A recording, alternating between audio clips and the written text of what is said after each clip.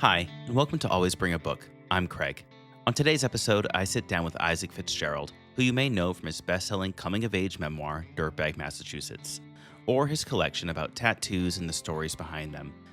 His work has been described as nestling comfortably on a bar stool beside writers like Kerouac, Bukowski, Richard Price, and Pete Hamill. Isaac has a new book coming out this month titled American Rambler, Walking the Trail of Johnny Appleseed, which we dive into throughout this conversation. I'll play a short clip from the audiobook and then roll the episode. Thanks for listening. Like Johnny Appleseed, Dionysus was a figure of the fluid margins, slipping back and forth between the realms of wildness and civilization, man and woman, man and God, beast and man. Michael Pollan, The Botany of Desire. What I fundamentally mean when I say walking is moving at human pace, moving through the world and absorbing the world in its rich detail at human pace, at human scale, and inscribing your personality, your character, your sensibility, your thoughts, your conversations, your stories onto the place you are moving through. Garnett Cadogan said to me while on a long nighttime walk. There ain't no home and there is no cure for a no-good, rambling man. Zach Bryan, No Cure. Today I am joined by Isaac Fitzgerald, best-selling author of the memoir Dirtbag Massachusetts, Pen and Ink, How to Be a Pirate, and the writer of the upcoming book American Rambler, which comes out on May 12th, which is so soon. How are you feeling about it? I'm feeling great. The joke I just made with my editor is I'm a little bit like a horse in a paddock, like before a race. Like I'm just like I just once I start moving, it's gonna feel great. And I'm coming up to Boston. I'll be up there May 13th. Oh, nice. Whereabouts? We're gonna be at the Brattle Theater in Cambridge, I believe. Nice. Run by the Harvard Bookstore. I'm in conversation with my very good friend Saeed Jones, who's an incredible writer and poet, and it's gonna be a fun event. Well, amazing. Well, I guess I have plans on May 13th then. I'm in. Come out. Yeah. Are you going anywhere else on like a book tour? Yeah. So part of this book, right, is about getting out into the world. A bad joke, but I keep making it. It's like I wanted to write a book that was like if Touch Grass was a book. And I want to get out in the world. I love meeting people. I'm seeing this country at an eye level, and I could think of no better way to promote the book than just to go do that all again. So yeah, I'm hitting New York, Boston, DC, Philly, Pennsylvania, Ohio, Fort Wayne, Indianapolis, then the West Coast, then Texas. I'm just anywhere they'll have me, I'm going. It makes a ton of sense. I guess you kind of have to, right? You can't put out a book called American Rambler and not ramble through America. Exactly. So let's start there. For folks who haven't heard of your new book yet, it's about you retracing the steps of Johnny Appleseed, his journey from Massachusetts to Indiana. And what drove you to want to write this? And can you tell us a little bit about it? Somebody described it recently as a coming of middle age story, which I really thought was a great way to describe it. Dirtbag Massachusetts is a coming of age story. This is a coming of middle age story. I was finding as I got to middle age, there were these two things that were so important to my parents, which was walking and faith.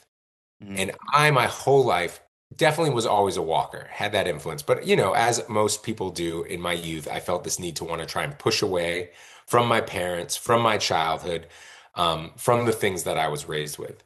And yet it definitely happened during the pandemic. I started walking even more than I already was. And that got up to like 20,000 steps a day. Wow. And I started at the time, not even willing to admit what I was doing. I called it talking to the sky. I started talking to the sky a lot more. And so with that kind of bouncing around in my head, Dirtbag comes out. It's more successful than I expected it to be. And my way of kind of processing and dealing with a lot of things was just these long walks that would kind of keep me grounded. And with that came these memories of these long walks that my father used to take me on. And he would tell me these kind of long meandering stories. Because when you're a kid, you got short legs. It's not as fun. Yeah. So he would take me on these big long hikes, backpacking up in the White Mountains, and he would tell me these long stories to try and just make me keep up with him. Keep walking, kid, and I'll tell you the rest of the story. And I was having those memories, and I was just like, I want to get out. I want to go on a big journey. I want to have one of these adventures that you read about in all the great travel books. And I remembered him talking to me about Johnny Appleseed, real guy named John Chapman. And he was born just down from where I grew up in Leominster, Massachusetts. And I didn't know, I knew that I'm not a great researcher. As the opening of the book, as you know, is I'm think I'm going to go walk this trail, and it turns out it's just a slice of highway. So, right, I didn't even figure that out. So I knew I couldn't write this like big biography of him, but I knew I could follow the path that his wandering had taken him on and kind of go see the country at an eye level. And that's kind of where the idea was born. And I just set out, started doing it. What did anything surprise you about this journey? Whether it was about, people or Johnny Appleseed or like, the lore around that? Yeah, well, so one of the big things was there's the thing I was trying to get at with the whole book, and it's about history and U.S. history, but it's also about my own history and the way we kind of have these stories we grow up with. We have these stories we tell ourselves. There's the truth. There's the facts. My mother was kind of a more grounded in reality person. My father would kind of tell these more wild wild stories, but he would argue you could get at the truth through fictions. So and I think there's a lot of that going on with the Johnny Appleseed legend. There's a lot of things, while maybe not totally factually accurate, really do speak to the spirit of the man that was John Chapman. And one of the things that really hammered home that I was on the right path was I was doing a lot of research around him, and I was rereading Michael Pollan's Botany for Desire, which the first section of that book is about apples, and he's got a bunch about John Chapman in that section.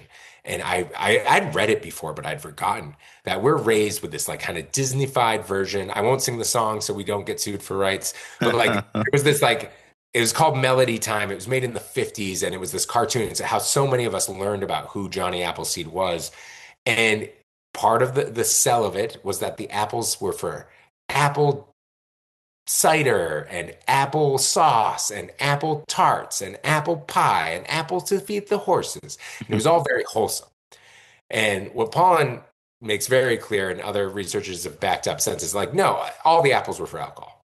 I went down the Wikipedia rabbit hole before we were talking, and I saw the whole thing about like hard cider. Yeah, yeah. Exactly. And so, and I think of baseball. I'm a big fan of like find faith where you want it, find community where you want it. So I think of baseball stadiums as cathedrals. I think as bars and these public meeting places as places for fellowship and community.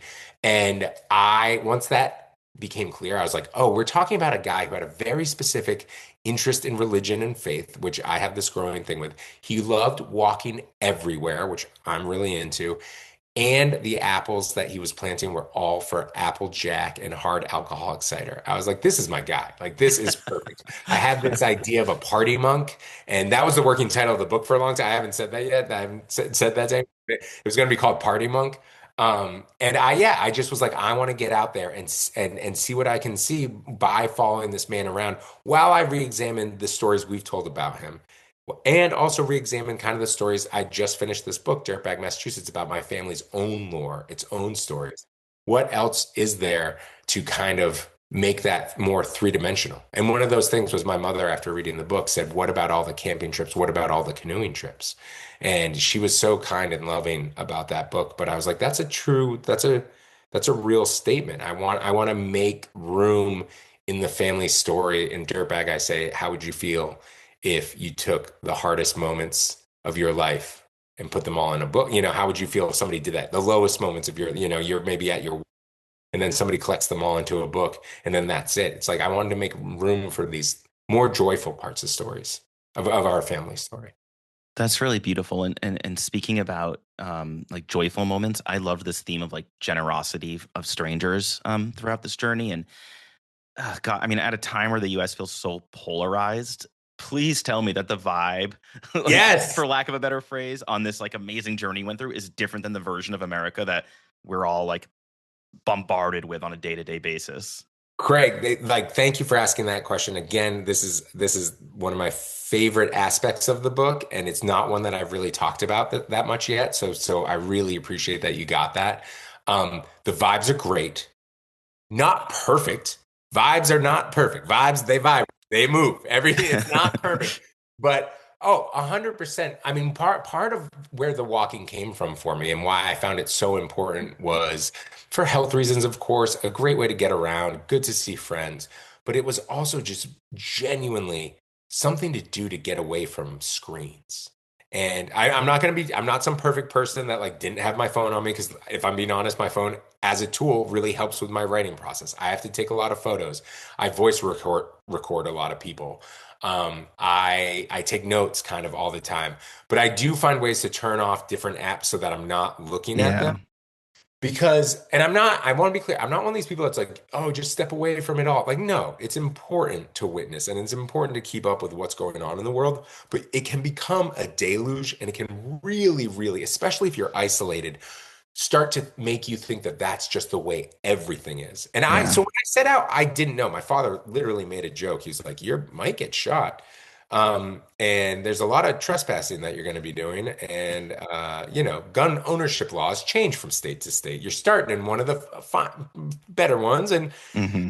But actually, what I found was a great amount of generosity, wonderful people coming together and opening up their stories to me, opening up their homes to me, um, or at the very least, tolerating me. Let's be real. I wasn't a hit with everyone, but the country that I saw out there is so much less divided than what we are basically made to fear, and then that is what makes us keep watching, keep struggling in this way. And that's not to say that, I mean, there is a lot of differential in this country right now, but that's the other part of like looking back at history that helps, which is there always has been. Like Right. this is a weird experiment. This is a weird country that we live in. But at its best, there's some really, really wonderful things. So genuinely, I met people from all different walks of life. And the sheer amount of generosity and care that I ran into versus judgment or cruelty, it was so much. The scales were not balanced. It was so much towards generosity and care. God, I love to hear that. I think I got to get out of this office once in a while, maybe go for a walk. I'm telling like that. That's my big hope with this book. If anybody's to ask me my biggest dream, and it would just be that people read it and they all discover different things that they can take from it. And one of those things for everyone would be having a bit more consideration for the people that we meet in our day-to-day lives, um, without trying to do kind of prejudgments on them. And the fact of the matter is that I think a lot of people are just out there vibing. They are just out there living. Well, on that extremely uplifting note, I want to move into some of the stuff you were talking about around what if we took all the hardest, darkest, saddest moments of Yeah. our life and put them into one book? Because I think like a lot of people, and definitely for me, Dirtbag Massachusetts was my intro into your work, and it is, as we were talking before we started recording, it really hits a chord with me for a lot of more personal reasons. This book is so deeply personal, and like you said, you were talking to your mom, you're talking to your dad, and you're talking about these really difficult moments that you're telling their stories, and some of the lines in this book are unbelievable. Like there's moments where I had to like take a breath and almost like Mhm. let a line almost like wash over me, not to sound grandiose, but like Yeah. really, and That's so kind. and one line that really stood out to me was, your parents' obsessions can so often become your obsessions, especially if your parents themselves are hard to hold. And I've been doing this thing in my own life recently where I've been taking a handful of microphones with me to my parents' house and recording them tell their stories of their life. Mhm. And tons of them are just stories I've never heard before and things I didn't never knew about my parents. And multiple times throughout this little adventure of mine, they've said, "You're not going to put these online, right? You're not going to show these to anyone, right?" They're Mhm. really like protective. Like, it's okay. We understand you want to record these, but please Mhm. don't post these anywhere. Mhm. Mhm. And your book is the complete opposite, right? Mhm. You took Mhm. these stories and it's out in the most public way possible. And I guess what I'm getting at is, how did you navigate writing so openly and honestly about these people who are so close to you, and publishing them in such a public way? So the process for me was very important that I tell my own story. And the thing that I always say is that the truth is a hunk of wood. The truth, this is just what happened, is a hunk of wood. And the sculpture I would carve out of that hunk of wood and the sculpture you would carve or the sculpture my parents would carve out of that hunk of wood would all look very, very different. And so that's what I think about when one is making art from nonfiction, from their own life, from right. There is what happened, and then there are the sculptures that we carve out of what happened. And my mother was very, very good at understanding that. Mm. She and I had that conversation very early on. Another way to say it is the truth is a pile of clay, and the vase that you would make and the vase that I would make was very, very different. Um, it was important that I told my own story. So with that in mind, I sent them Dirtbag before it was published, but after I could make any changes to it. Oh, wow. That is terrifying to me. Yeah, yeah. Because I knew that there would be a world where I would want to start changing it for them. Like if they were like, please don't say this, that's not how it happened, whatever. Like, but you Yeah, wanted it to be your hunk of wood, not them coming exactly. in with a chisel and helping you on yours. Gotcha. I'm actually going to steal that for the next time I talk about that because that's a perfect way to put it. That's exactly right. And genuinely, uh, what actually happened is my mom read it one night and she wrote me back this letter I never could have even imagined. It started with, "I'm sorry." It started with, "I had no idea you were carrying this," which, like, I think, don't get me wrong, the "I'm sorry" just like floored me, but I had no idea you were I carrying mean, I this. have goosebumps as you're talking about it, and I don't even know her. Right. And, Like, and it was, and yeah. it's just like, it was just amazing because, like, then you did get to see, oh, I've been hiding my pain so well that I haven't even spoken it to them. And that's right. That's the last essay in Dirtbag is me having this. The original ending of Dirtbag was going to be, "But I forgive him now. Dun, dun, dun, dun, dun, everything's great." And it The was, it Disney took us the there. Disney happy ending. Yeah, Yeah. yeah, yeah, Yeah. exactly. And that's exactly, I think that's the kind of thinking that drew me to American Rambler too. But that's exactly right. It was this idea that um, everything's okay because I forgive him now. And my therapist was like, "How can you forgive them? You can't even talk to them about it. In fact, you took 15 years of your life to figure out how to write a book instead of talk to them about it." Yeah. And I felt red for filth. And I had to change the ending. It's a much better ending because of her. And it's, again, it's just a very slight change of what it was, but it makes it so much more real. And that was because of Dr. Jenny Kaufman. But to get to the point, my mother writes me that letter. It's incredible. She then does, she's still, we're all human. She then writes me an email like 2 days later that's like, "What if it was Dirtbag New England? What if we took out family names? What if, like, like, Yeah, of yeah, of course, course. how can we vague this up?" She was never questioned what I described, but she was like, is there a way to vague it up? Which I, of course, understand. Um, and so it opened up actually a few years of a lot of wonderful conversations with her, a Wow. lot of deep diving, and with my father as well, which really I think shows the reason I love books is because of those two people.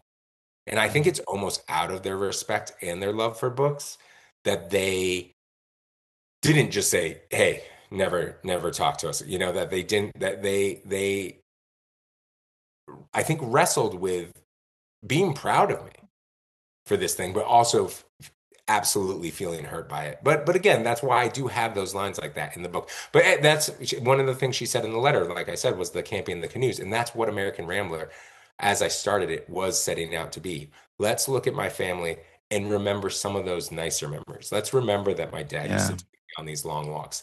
Let's remember that my mom used to care for me in all these different ways, while also still speaking to the hardship of what our family was going through, and understanding that her pain didn't originate with her. You know, Mm. her pain was coming from a place as well. And so that I don't know if that helps you with the recording project, which sounds really, really beautiful, but sometimes it's just gather that when you can and you can figure out other parts of it later. I mean, Um, now I'm just gonna post it all to YouTube and ask for forgiveness later, Forgive me. Well, Yeah. be careful, be careful. But Mom and Dad, if you're listening, I'm joking. jokes, just jokes, just jokes. But what's really compelling about it all to me, and I think what I was really grappling with on the page with American Rambler, and then the things that happened with my family as the book came to be, was this idea of like, who gets to tell stories? So the truth is that hunk of wood, and I'll carve a sculpture in somebody else. But what if one sculpture gets way more remembered? Mm. But what if the other, like what about those imbalances? And I think again, John Chapman's story was just the scaffolding for me to kind of hang that off of. I wanted to examine the stories of him, of course, but I wanted to examine the stories of my own family. And I wanted to examine the stories we tell about this country and about each other. And and I'm lucky to have parents. I'm lucky that they their whole lives loved books, and I think appreciated what I was going for, and recognized that the tough childhood stuff. This is the last thing I'll say. I think No, no. I said this to my mom, and it was very helpful, I think, for both of us. But when you're a kid, when you're 8, 2 years is a quarter of your life. It's actually probably more closer to half of your actual remembered life at that point, right? If you're 36, 2 years can be a rough patch. Yeah. 2 years can just that the way time feels. So for my childhood, it felt like I was living in the middle of a storm. For her, it feels like, oh yeah, those were those couple of rough years, but Isaac seems all right. We got through them. It's fine. Moving on. There's just these different things of when you think about scale, and that was just one of the things that, looking at like the things that John Chapman were famous for when he was alive are the things that almost nobody remembers about him now. And it's these interesting ways in which stories can kind of change and evolve over time. And the stories we tell ourselves change with time because, again, child living in a storm forever feels like your whole life is a mess. An adult in that same situation, rough couple years. I've never thought about it that way, but that's really, really true and beautiful. This idea that if you're 5 years old and you have a bad year, it's a massive part of your life, and yeah, that is perfect. That's like I Yeah, don't know no, how else it's to. it's Yeah, really it's really helpful. Both books are very standalone. Nobody needs to read one to enjoy the other. I always want to be clear about that. That said, I think having read Dirtbag does unlock a lot of American Rambler, and I just think that's if they click. You don't read whatever you want to read, but if you're interested in both, they click together very nicely. I completely agree. You could read just one or the other, but I found that I was glad that I had read this Yeah, one when, and for listeners, I'm touching the book, and before getting the one from your publisher. Completely agree. thank you. You've written these books that are, especially Dirtbag being very memoir and American Rambler being like part memoir, part travel, part history. But you've also written about, tattoos and other people's experiences, and you've written a children's book, and you've written about other people's books for, TV and Substack and all these things. And I, I guess, like, what is it about moving between these forms, or versus staying in one lane? Like, I'm a horror author, I write horror, but you seem to kind of weave between different genres and even different form factors. And what interests you about moving between these forms instead of, say, just staying in one lane and becoming known for just one type of writing? Yeah, I mean, the joke answer could be I probably have some pretty undiagnosed brain stuff. I have always had a hard time focusing and paying attention to one thing. But the true thing is, well, there's many different truths, I would argue, that inform it. But one that I can definitely point to is I've always loved stories my whole life. So I have fond memories of picture books that meant so much to me. I have fond memories of different style of books that meant so much to me. I have fond memories of memoir. Another Bullshit Night in Suck City by Nick Flynn definitely informs Dirtbag, Massachusetts. Yeah, one of the best books. I love, yeah. He's the best. Nick's amazing. Bill Bryson, A Walk in the Woods, Wild, definitely inform American Rambler. Like The Bill Bryson thing, I've almost brought it up like 3 times on this call, and I was like, what if Isaac hates Bill Bryson? I don't want to bring it no. up, but I love those books too. And I was like, oh, I was, I don't think he does as many drugs as I do, but overall, hey, you know what, Bill? I don't know your life. Don't let me say that. I don't know. I don't think if I remember. Well, I do because I read A Walk in the Woods before I set out to do this. I reread Yeah. it. I reread Wild. I reread On the Road.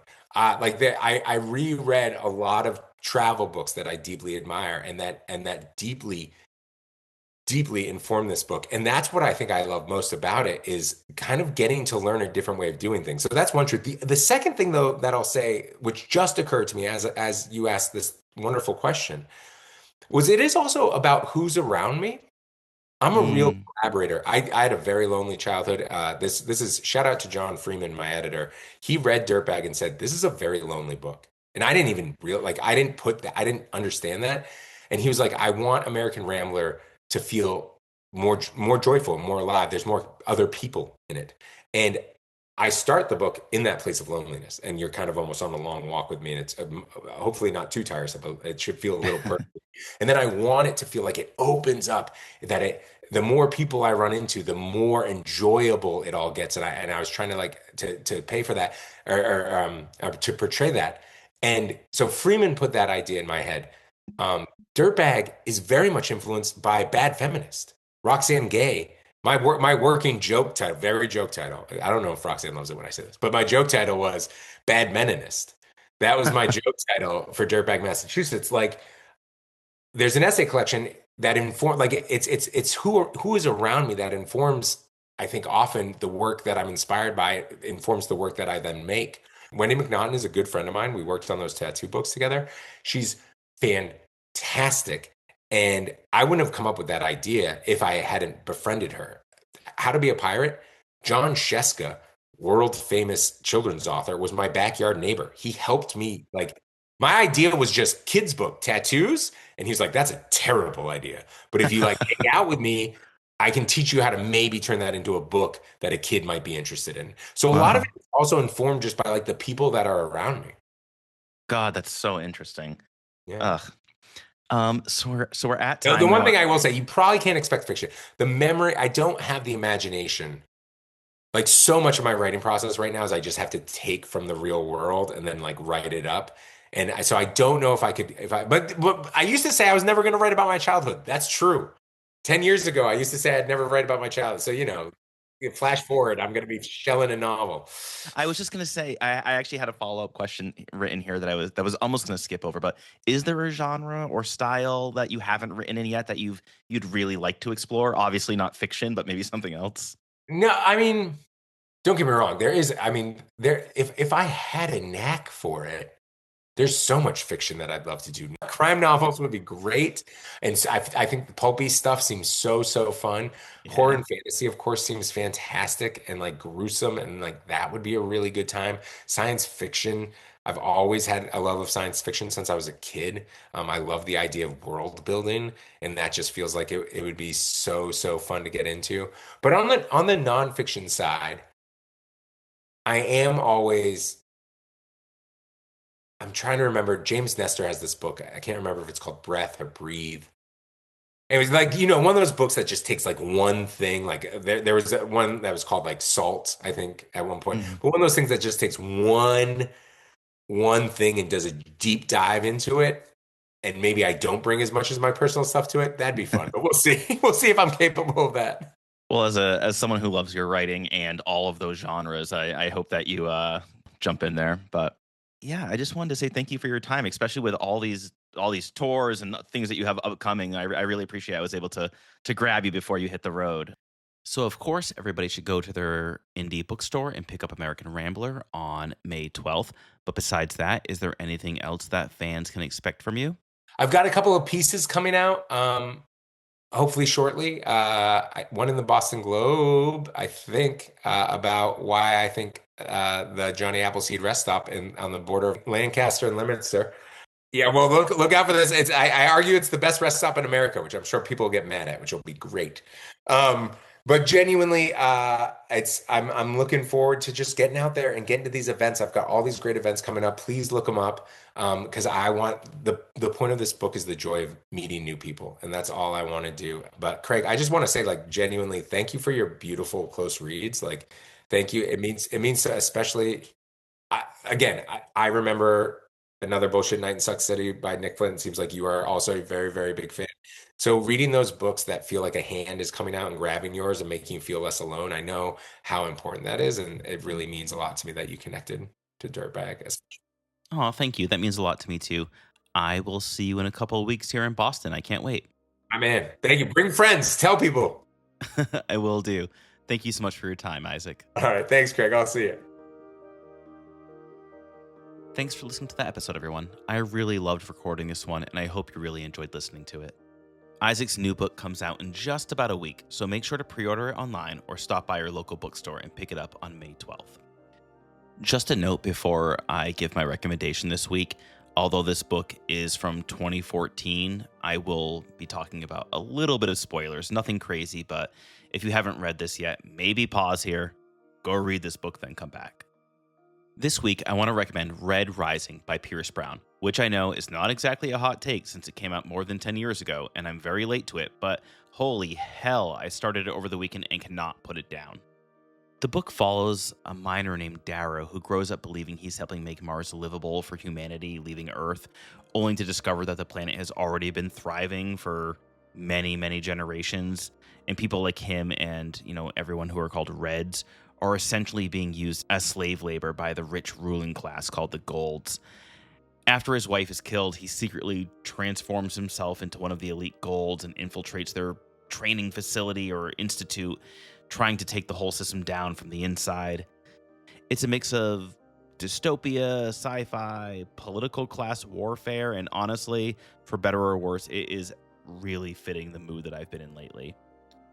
So yeah, that's my recommendation. I would go grab that. And I have 2 new episodes coming out really soon with some really amazing authors. I'm super excited about these, so follow along at Always Bring a Book Podcast on Instagram to see when those drop. Thanks for listening.